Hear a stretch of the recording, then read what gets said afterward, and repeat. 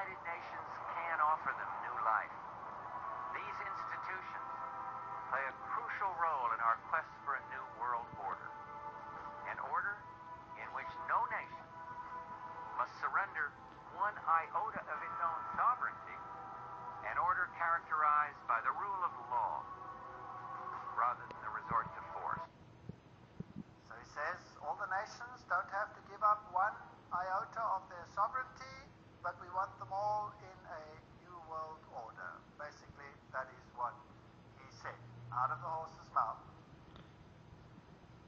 And then this terrible incident took place. And, well, there were many, many deaths. A very strange incident.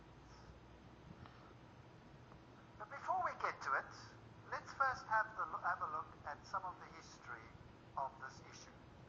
The United States had a problem in that it wanted to introduce anti-terrorism laws, but there was no real terrorism in the United States. And then all of a sudden, a building in Oklahoma, April 19, 1995, was gutted by explosions, and they fingered a man, Timothy McVeigh, who worked alone, they said, and brought this building down by parking a van filled with explosive outside and blowing the building to smithereens. That's the official report.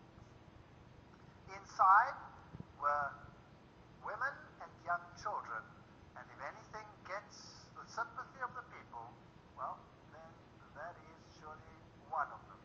Let's have a look at what happened here. Through federal authorities that a second bomb has been found inside that federal building in Oklahoma City. It was an explosion at 9 o'clock this morning that did that damage you're looking at right there. That was in the federal building did go off. It did the damage that you see right there. The second explosive was found and diffused. The third explosive that was found, and they are working on right now as we speak, I understand, both the second and third explosives, if you can imagine this, were larger than the first. First bomb that was in the federal building did go off. It did the damage that you see right there. So you heard there on national television that a second bomb went off and it did the damage that you saw over there. They found a third explosive device within the side of the building. The official report, however, says what? That there was a van outside with explosives. Now, I was not there. I was not there. So I'm not going to set myself up as a judge as to what happened over there. I can merely say what the report said, what the news said, and then we'll ask some questions, and you decide what happened over there. Timothy McVeigh apparently worked alone, just like in the Kennedy case. They blew this place up. But eyewitnesses say, no, they saw two individuals, and they saw this truck on a previous day, and they had a number. But when this building exploded, there was no real crater where this truck is supposed to have exploded. Now, if a truck explodes outside the building, there must be a crater, and the building must implode.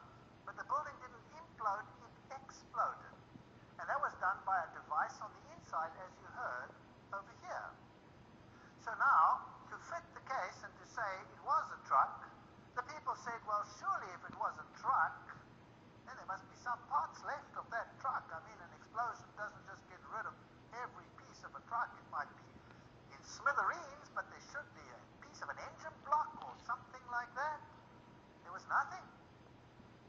Eventually, the pressure became so great that a CIA agent jogging 4 blocks away stumbled over the rear axle of the truck and found it. But the problem was, how do you identify this rear axle as part of that truck? Now, they had a registration number, and fortunately the number was on the rear axle. Now, nowhere in the whole world do you put registration numbers of vehicles on rear axles. So this is a strange issue. But anyway, he was fingered as the sole one. But there is so much suspicion surrounding this explosion. And then eventually a firm got the contract and they gutted that building before there was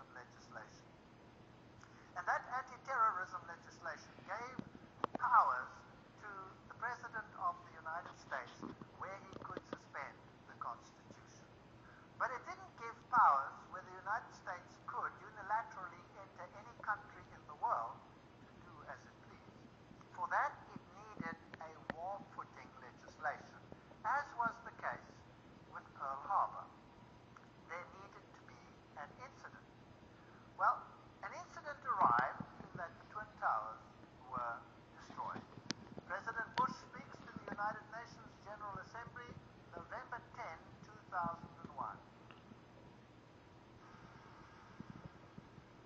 We must speak the truth about terror. Let us never tolerate outrageous conspiracy theories concerning the attacks of September the 11th. Malicious lies that attempt to shift the blame away from the terrorists themselves, away from the guilty. Now, isn't it interesting that George Bush there said, let us not tolerate conspiracy theories that shift the blame away from the terrorists themselves. Why? Because so many people started believing that everything was not right with these particular issues. Now, let's have a look at the first year. When this happened, the first aeroplane struck. We've been preparing for this kind of event for nearly a decade. We've had presidential directives. It's a project called Homeland Defense. We are, as we have been saying this morning, in a... So what we have footage of the very first aeroplane striking that building. That means there was an opportunity to record that. Very quickly, the following happened. Even as the leaders of the Taliban deny any role in this, an Arab journalist based in London is quoted today to the Associated Press as saying that followers of Osama bin Laden warned 3 weeks ago they were going to carry out this sort of an attack.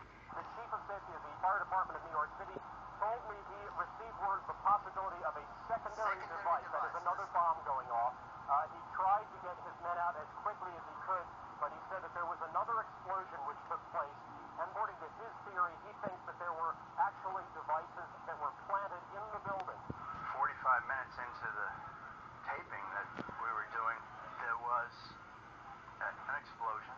It was way up where the fire was, and the whole building at that point bellied out in flames, and everybody ran. I was about 5 blocks away when I heard explosions, 3 thuds, and turned around to see the building we just got out of, antenna tip over and fall in on itself. And then all of a sudden it started like it sounded like gunfire, bang, bang, bang, bang, bang, and then all of a sudden 3 big explosions. All right, so the eyewitnesses said that they heard secondary devices, bang, bang, bang, bang, and a series of explosions, and then these buildings came down. Demolition experts said that this is exactly what happens in a controlled demolition. See, when an aeroplane strikes, there was a huge fireball, and the fireball is the burning of all the fuel on board the aeroplane. So there was nothing left there to explode. What was responsible for the secondary explosion? If we look at the setup, you will see there are the Twin Towers, and there are buildings all around, and these buildings were either slightly damaged or not seriously damaged. And then there is a road, and there's another building over there called building number 7, and that building came down sometime afterwards, although nothing hit it, and not much was ever said about that. What caused building number 7 to implode? Let's watch it. Okay, now watch 8 close. hours after the Right, here first it is. plane crash, a third building at the World Trade Center collapses. This one, the number 7 World Trade Center building. This is a look at the flying You'll debris see from the 7 number coming 7 down, tower. You're going to see and that. watch the Almost explosion down coming this way. toward the camera. Number 7 tower is the World Trade Center. The CIA would have been in there normally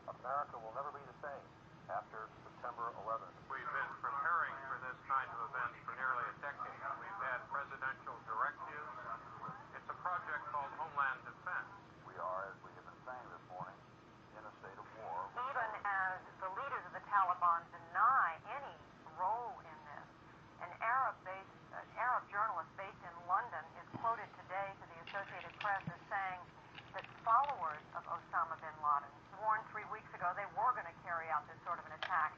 The chief of safety of the fire department of New York City told me he received word of the possibility of a secondary device, that is another bomb going off.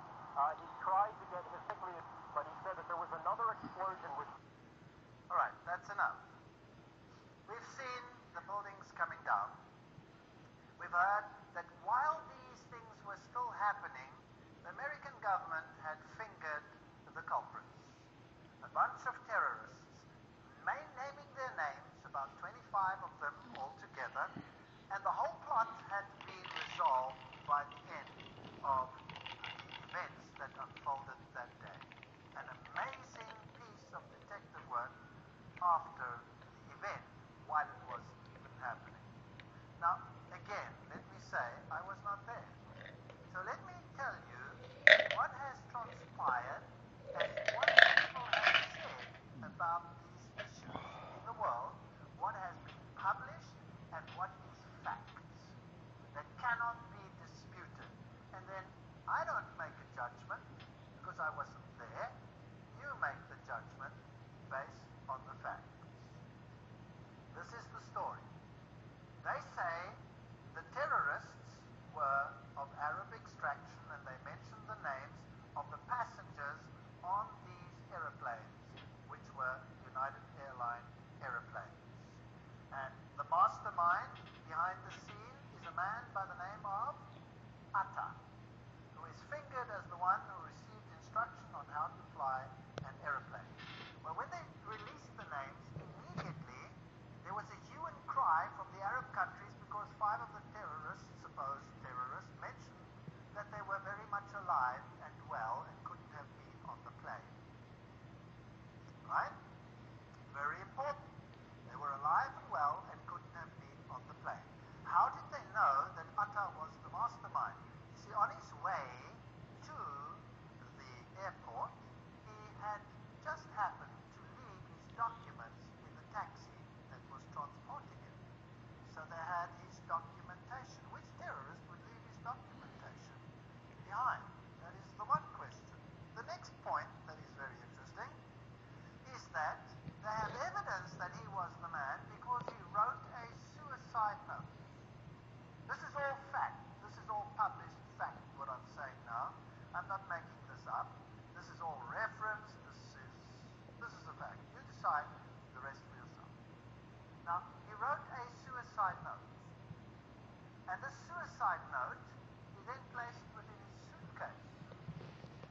And then he handed in the suitcase, as we normally do when we go onto the aeroplane. Now, which person would write a suicide note that was going to be destroyed in an aeroplane crash? Does that make any sense? So the fact of the matter is they have a suicide note. But now the question is, if he handed in his suitcase to be put on top inside the plane, how come they have the suicide note? Well, just by chance, this is the one suitcase they forgot to put on the plane. And that is how they have his note. How do they know there were Arab terrorists in there? Because a passport.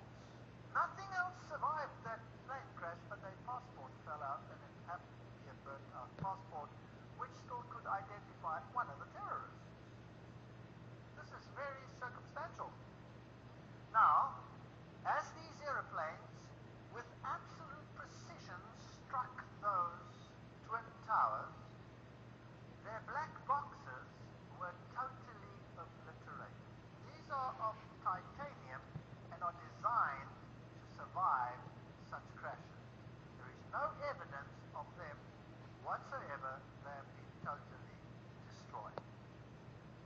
So we have a very strange situation. What hit building number 7? Nothing hit it, but it came down in like fashion.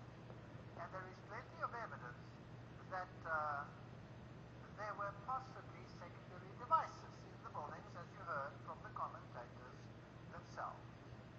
So, what about the infrastructure of the airplane? Well, there are certain parts lying there, so there was definitely a situation where those planes hit that particular building, because you have wheels and all kinds of components of the airplanes surviving even those crashes with those tremendous explosions. There were parts